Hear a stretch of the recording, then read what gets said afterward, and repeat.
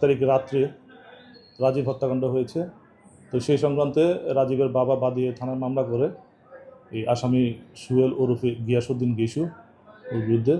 এরপর থেকেই আমরা ওকে খুঁজতেছি গ্রেপ্তার করার জন্য। তা আজকে বিকেল দিকে তারে চাঁদপুর সদর থেকে গ্রেপ্তার করতে সক্ষম হয়েছে। হ্যাঁ, আমাদের জিজ্ঞাসাবাদে সে ঘটনার সত্যতা স্বীকার করেছে, এই ঘটনার সাথে সে জড়িত আছে বলে স্বীকার করছে। এই ঘটনা কি আর কেউ জড়িত আছে কি মনে করেন? এটা তার আরও ব্যাপক জিজ্ঞাসাবাদে জানা যাবে।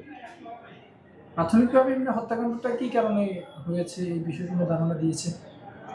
মূলত ওই অটোটা ছিনতাই করার জন্যই, অটোর ব্যাটারি আছে না, ওই ব্যাটারিটা নেওয়ার জন্যই মূলত ওদের এই হত্যাকাণ্ড। 1 লক্ষ টাকা মুক্তিপণ দাবি করছে।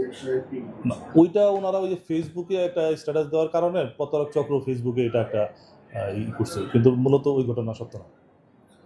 আচ্ছা, ফ্যামিলির একটা অভিযোগ যে ওনারা থানায় আসার পরও থানা থেকে কোনো সহযোগিতা ওনারা পায় নাই।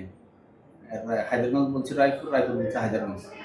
পুলিশের উপরে ওনাদের একটা অভিযোগ, যেটা এখনো ওনারা বিক্ষোভে বলতেছে। এই বিষয়ে আপনি কি বলবেন?